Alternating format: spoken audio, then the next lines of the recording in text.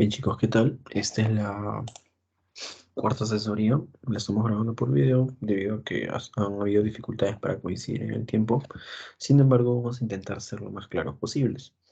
Eh, Hoy día vamos a empezar con el capítulo de cardio, que siempre han dicho que es el segmento más pesado de medidos. Sin embargo, si se entiende bien las patologías, no va a haber ningún problema, ¿no? Entonces, vamos a empezar con insuficiencia cardíaca. ¿Qué es con insuficiencia cardíaca? La insuficiencia cardíaca es una incompetencia del corazón para satisfacer las necesidades del cuerpo, tanto en sístole como en diástole. Pueden haber insuficiencias en cualquiera de estos dos momentos del corazón. Entonces, ¿qué cosas pueden provocar esta insuficiencia?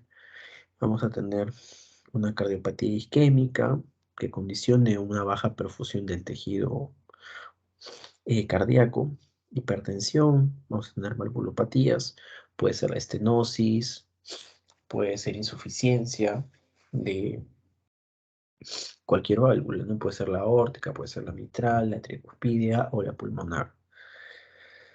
Entonces, no basta solamente con tener estas patologías para desencadenar una insuficiencia cardíaca. Otro factor condicionante son los factores que desencadenan las reacciones, como pueden ser abandonar el tratamiento antihipertensivo, por ejemplo, o infecciones, como pueden ser la fiebre reumática, que vamos a ver más adelante. Entonces, vamos a ir a este segmento de acá, de la derecha, y vamos a revisar lo siguiente.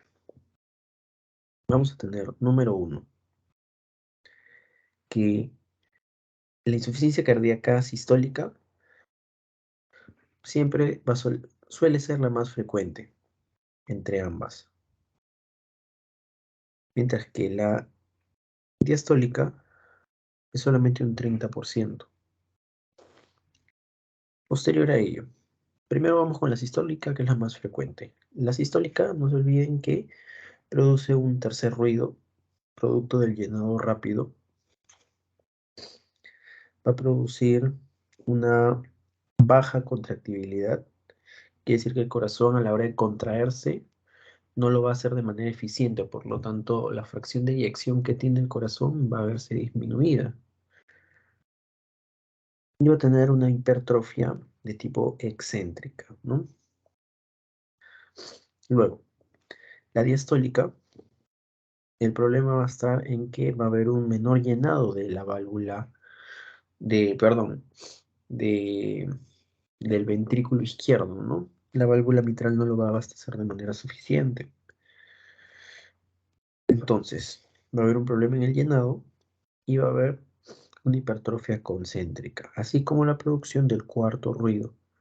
¿Producto de qué cosa? De la contracción, por la contracción de la aurícula de manera enérgica, ¿no? Porque la aurícula izquierda lo que va a hacer es tratar de mandarle toda la sangre que puede al ventrículo izquierdo. Sin embargo, ahí está el problema, ¿no? No llega a mandar todo. O de repente manda todo, pero se regresa por una insuficiencia de la válvula mitral, ¿no? Que no se cierra completamente y se regurgita la sangre. Entonces, ya tenemos que, no se olviden, la insuficiencia sistólica produce el tercer ruido y la diastólica el cuarto ruido. Ahora, el tercer ruido es por el llenado rápido y el cuarto ruido es por la contracción auricular enérgica. Ahora, continuemos. ¿Qué más va a pasar? Vamos a tener que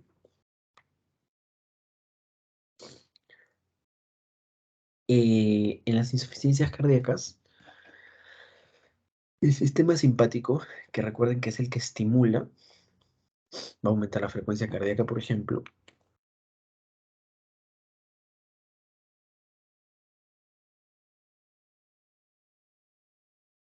Va a aumentar la frecuencia cardíaca, por ejemplo, como les decía, va a activar el sistema renina-angiotensina-aldosterona. Y asimismo, este lo que va a hacer es aumentar la precarga y la poscarga del corazón. Entonces, ¿Cómo vamos a entender a la pre y a la poscarga? Vamos a ver la imagen de este burrito que se encuentra aquí. El burrito viene a ser directamente el corazón. Lo que está cargando el burrito, lo que trae en la espalda, es la precarga. Y la pendiente, o sea, lo que le cuesta subir, viene a ser la poscarga. ¿Ya? Recuérdenlo de esa manera. El burrito es el corazón, la precarga es lo que viene trayendo desde atrás y la poscarga es lo que tiene que subir. Entonces, si lo interpretamos y lo extrapolamos al corazón, la precarga es el volumen que recibe el corazón de sangre desoxigenada, ¿no? Que viene de la circulación venosa. Mientras que la poscarga es lo que tiene que, el volumen que elimina a la hora de contraerse, ¿no? A la hora de hacer la sístole y expulsar por la válvula aórtica toda la sangre hacia el cuerpo. Entonces, en insuficiencia cardíaca, al corazón se le dificulta expulsar toda la sangre que necesitaría el cuerpo para poder abastecerse de manera adecuada. Entonces, vamos de la siguiente manera. Una vez que ya vimos insuficiencia cardíaca sistólica y diastólica, sabiendo que la sistólica es más frecuente, ahora vamos a dividir la insuficiencia cardíaca como izquierda y como derecha. La insuficiencia cardíaca izquierda es la más frecuente, como dice aquí. ¿Qué más necesitamos saber? Necesitamos saber que va a tener los siguientes síntomas. Un paciente con insuficiencia cardíaca izquierda es aquel paciente en el cual no se está inyectando suficiente sangre hacia la circulación sistémica desde el ventrículo izquierdo. Por lo tanto, ¿qué va a ocurrir? Va a empezar a dar síntomas, ¿no? El paciente va a empezar a tener disnea al esfuerzo.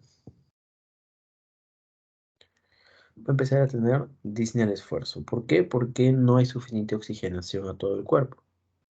Va a tener ortopnea. Va a tener disnea paroxística nocturna.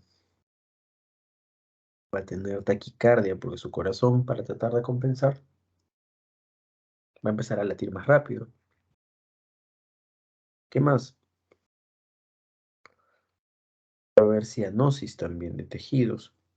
Principalmente la clínica de la insuficiencia cardíaca izquierda es una congestión de tipo pulmonar. Mientras que la insuficiencia cardíaca derecha, ¿en qué va a consistir? Va a dar clínica retrógrada al corazón. ¿Qué quiere decir esto? Va a dar ingurgitación yugular, va a dar ascitis, va a dar edema de miembros inferiores, va a dar hepatomegalia y un reflujo hepatoyugular, ¿no? Clínica netamente insuficiencia cardíaca derecha, ¿no? Clínica retrógrada al corazón. Entonces, para nosotros determinar si estamos ante una insuficiencia cardíaca izquierda-derecha, lo que hay que averiguar y conocer son los criterios de Framingham. Estos criterios de Framingham, ¿en qué consisten? Va a tener el acrónimo PREDICE. Este acrónimo PREDICE, predecir, nos va a permitir determinar los criterios para una insuficiencia y otra.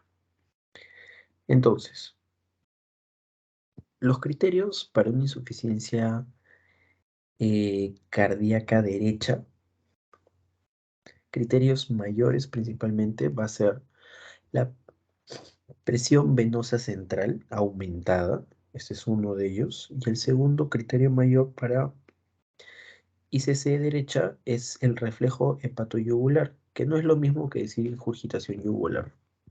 El reflejo hepatoyugular, ¿en qué consiste? La ingurgitación, ya como muchos deben conocer, es el latido, ¿no?, de los venos yugulares en el cuello del paciente. El reflejo quiere decir que si tú aprietas la zona del hipocondrio derecho, donde se encuentra el hígado, este esta ingurgitación del cuello se va a ver más marcada, va a aumentar de flujo. Ese es el reflejo hepatoyugular positivo. Entonces, tanto la presión venosa central aumentada como el reflejo hepatoyugular positivo son criterios mayores de insuficiencia cardíaca derecha. Mientras que los criterios mayores de la insuficiencia cardíaca izquierda son el edema agudo de pulmón, que ya dijimos que un paciente con insuficiencia izquierda da clínica pulmonar principalmente. Edema agudo de pulmón y disnea paroxística nocturna, ¿no? La dificultad al respirar en la noche, ¿por qué? Porque en la noche normalmente estamos echados.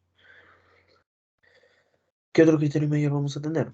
Vamos a tener a los estertores, ¿sí? Los estertores respiratorios pueden ser muchas veces crepitantes o sibilantes que se oculten en el paciente. Ahora, finalmente tenemos a los criterios menores.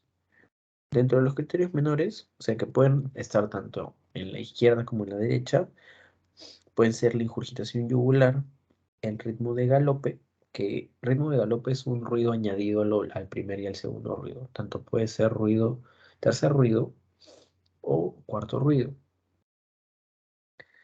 Y luego, ¿qué más? Y la cardiomegalia es un índice cardíaco mayor al 50%. La cardiomegalia es un aumento de las dimensiones del corazón. Y esto va a verse aumentado debido a la hipertrofia del tejido que se produce al hacer más esfuerzo. Imagínate nosotros cuando hacemos ejercicio cargando una pesa, nuestro bíceps aumenta de tamaño, ¿no? Porque lo estamos usando, estamos aplicando fuerza. Igual todo va a pasar con el corazón. Como el corazón está haciendo fuerza, va a empezar a engrosarse y a hacerse más grande. Eso es una cardiomegalia. ¿Por qué una insuficiencia cardíaca izquierda podría dar ingurgitación yugular? Porque así como la aurícula izquierda quiere satisfacer al ventrículo derecho con el volumen sanguíneo adecuado para que pueda inyectar al cuerpo, a la circulación sistémica, esto es retrógrado. Y las venas pulmonares, que recuerden que son las únicas venas que llevan sangre oxigenada, llevan esa presión que está ocurriendo en la aurícula izquierda retrógradamente, llega a los pulmones y de los pulmones va a la arteria pulmonar, de la arteria pulmonar al ventrículo derecho y del ventrículo derecho a la aurícula izquierda. Entonces, es toda una reacción en cadena. La insuficiencia cardíaca izquierda puede terminar ocasionando también una derecha, volviéndola a una insuficiencia cardíaca mixta. Por eso es que una insuficiencia cardíaca izquierda de tipo avanzado ya termina ocasionando una ingurgitación yugular también, porque ya afectó el corazón derecho también. Entonces, ¿qué más vamos a ver? ¿Cuál es el gol estándar para nosotros determinar una insuficiencia cardíaca? El gol estándar que nosotros vamos a usar es el siguiente. Vamos a usar el ecocardio, el cual nos va a confirmar el diagnóstico del paciente. Y en el ecocardio tú vas a poder determinar qué cosa, la fracción de eyección. Esta fracción de eyección nos va a decir dos cosas. Nos va a ayudar a determinar si es una insuficiencia sistólica, que frecuentemente pasa, o una diastólica. ¿Cómo te das cuenta si es histórica? Si la fracción de eyección es menor al 50%. ¿Cómo nosotros vamos a calcular la fracción de eyección? El volumen sistólico sobre el volumen telediastólico. Normal es que se eyecten 70 ml del ventrículo izquierdo sobre 120, que es lo que recibe el ventrículo izquierdo, toda la capacidad que tiene. Entonces eso nos va a dar una fracción de eyección del 50% o 0,5. Entonces, si es menor a 0,5 la fracción de eyección en el ecocardio, eso nos va a dar como resultado que el paciente se encuentra en una insuficiencia cardíaca de tipo sistólica, que es la más frecuente y va a tener el tercer ruido, no se olvide. ¿Qué más? Nosotros vamos a tener clases funcionales y estadios evolutivos. Dentro de las clases funcionales, ¿qué vamos a tener? Vamos a tener a la clasificación de la New York Heart Association, que ¿en qué va a consistir? Esta clase funcional lo que nos va a hacer es dividir, clasificar, mejor dicho, la insuficiencia cardíaca, ¿no? La insuficiencia cardíaca tipo 1 es como el corazón que está jugando acá básquet a la mano derecha. ¿Qué quiere decir esto? El paciente tiene enfermedad cardíaca, pero no va a tener ninguna limitación de la actividad física. Sin limitación de la actividad física. ¿Qué más vamos a encontrar? Vamos a tener a la clase funcional tipo 2. Es aquel paciente que en reposo se encuentra bien, pero la actividad física que el tipo 1 realizaba le va a producir fatiga, disnea principalmente, un dolor tipo anginoso, un dolor opresivo en el pecho. La número 3 de la clase funcional es un paciente que las actividades menores a las ordinarias, o sea, por ejemplo, no sé, caminar 10 pasos o quitarse el polo, todas esas cosas le van a causar fatiga, disnea. Posterior a ello, tenemos la clase 4. La clase 4 de la clase funcional es aquel paciente que no puede realizar, es incapaz de realizar actividad física sin molestias. Y los síntomas de la insuficiencia cardíaca van a estar presentes aún el paciente esté en reposo, ¿no? Siempre va a tener clínica, siempre va a estar agitado, siempre va a estar cansado, ni siquiera va a poder hablar. Ahora, en cuanto a los estadios evolutivos, ¿qué vamos a ver? Con los estadios evolutivos podemos revisar lo siguiente.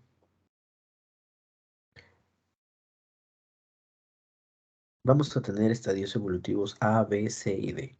El A y el B, ¿en qué consisten? El A es un paciente que tiene un estadio asintomático, pero que tiene factores de riesgo, ¿no? Puede ser obeso, puede ser hipertenso o fumador, o las tres cosas juntas.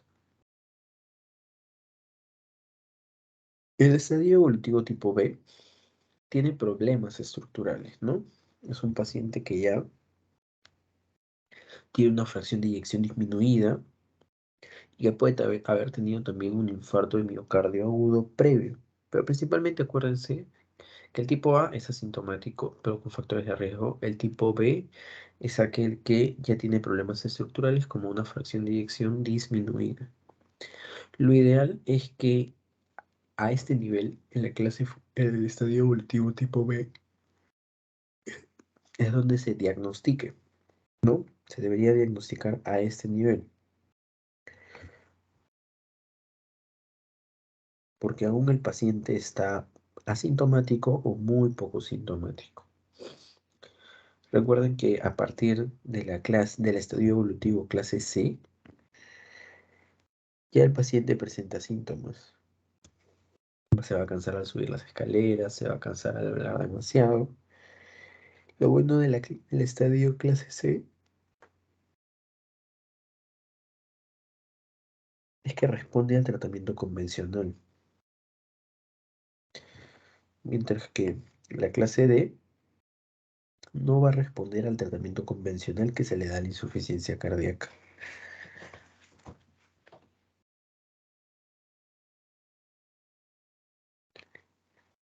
Entonces, vamos a bajar y vamos a revisar los fármacos que van a bajar la mortalidad y los fármacos que van a ayudar a controlar los síntomas. Los fármacos primero hay que conocer la- el trípode del tratamiento, ¿no? Son tres fármacos pilares que van a guiar el tratamiento de la insuficiencia cardíaca.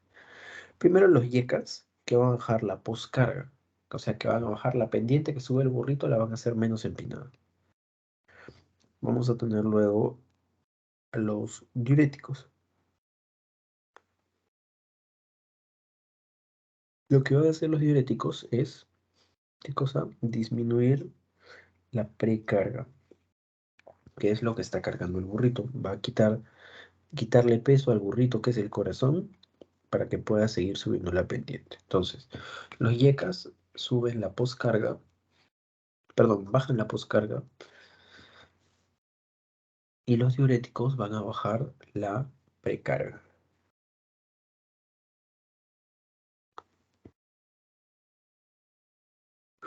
Finalmente, el tercer pilar del tratamiento es si el paciente ya se encuentra compensado,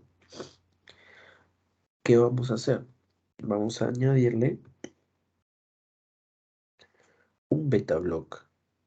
Un beta block se va a dar siempre y cuando el paciente ya esté compensado. Y en caso, por algún motivo, el paciente sea un paciente refractario que no resuelve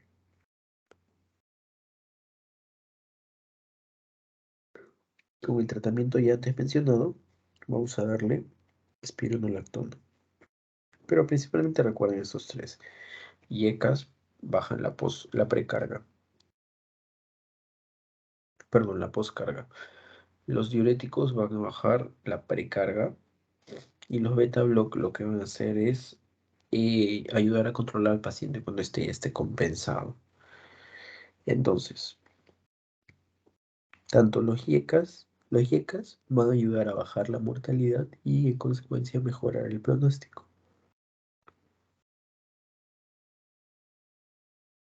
Dentro de los fármacos sintomáticos, para controlar los síntomas de la insuficiencia cardíaca, vamos a tener a la digoxina y a los diuréticos. Entonces, ¿cuándo vamos a usar cada uno? Un momento, por favor.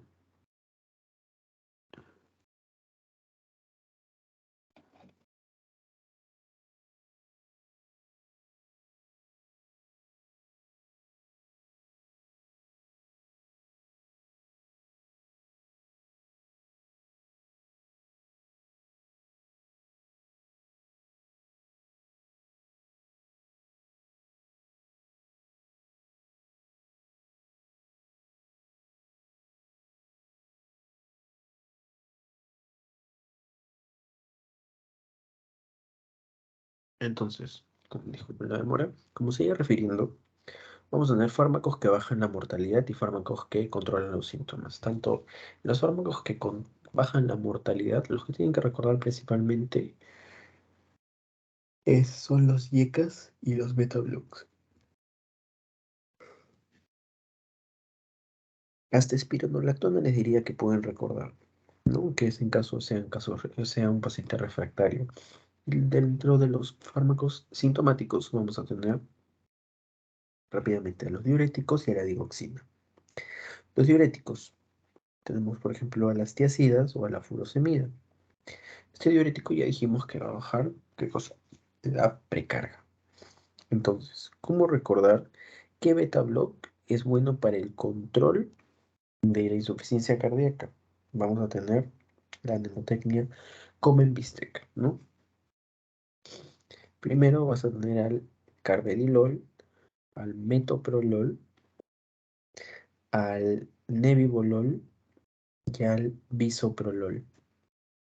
En primer lugar, y el que tienen que acordarse sí o sí, va a ser ¿quién? Va a ser el carvedilol. En segundo lugar, el metoprolol. ¿Qué van a hacer ellos? Van a controlar el mantenimiento del paciente, ¿no? Ahora, ¿cuándo usar tiazidas y cuándo usar furosemida? Uno va a usar tiazidas cuando estamos hablando de un edema leve de pulmón, ¿no? Mientras que uno va a usar furosemida cuando estemos hablando de un edema agudo de pulmón, ya moderado a severo. ¿A qué me refiero con esto? Vamos a ver lo siguiente. Otra causa de insuficiencia cardíaca congestiva de tipo aguda es el edema agudo de pulmón de tipo cardiogénico.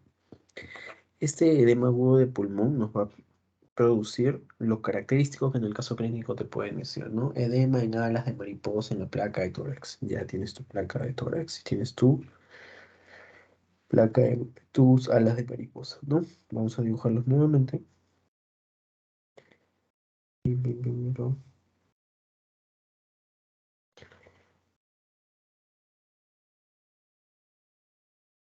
Y listo. Entonces, así es. ¿Qué hay con el edema agudo de pulmón cardiogénico?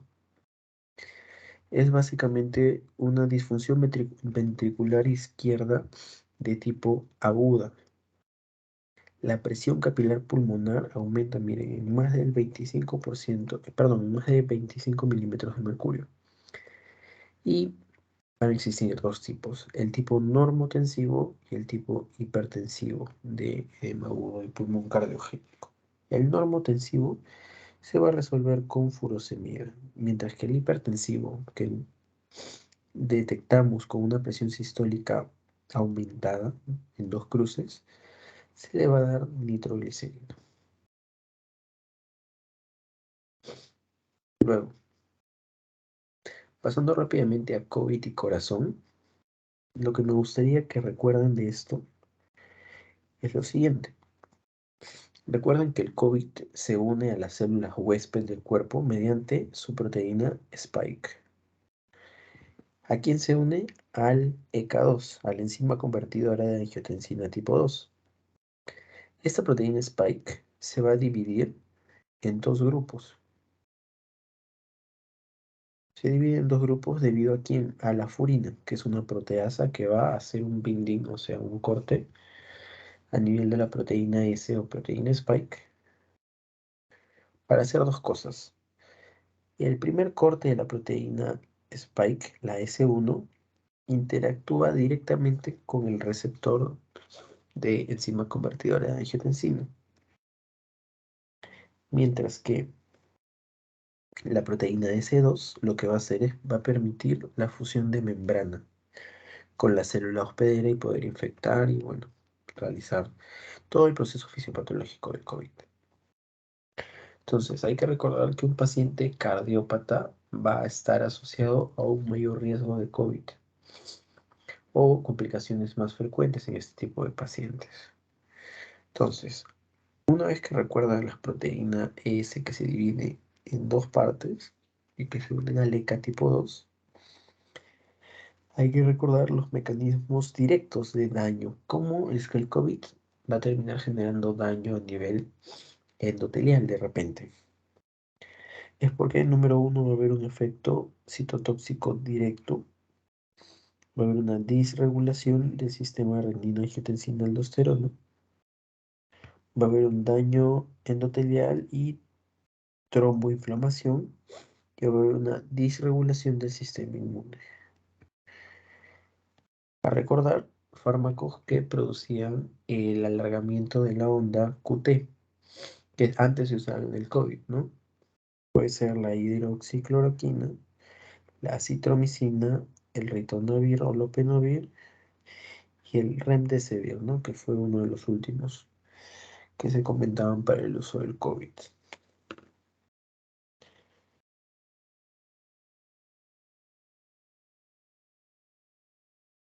Ya.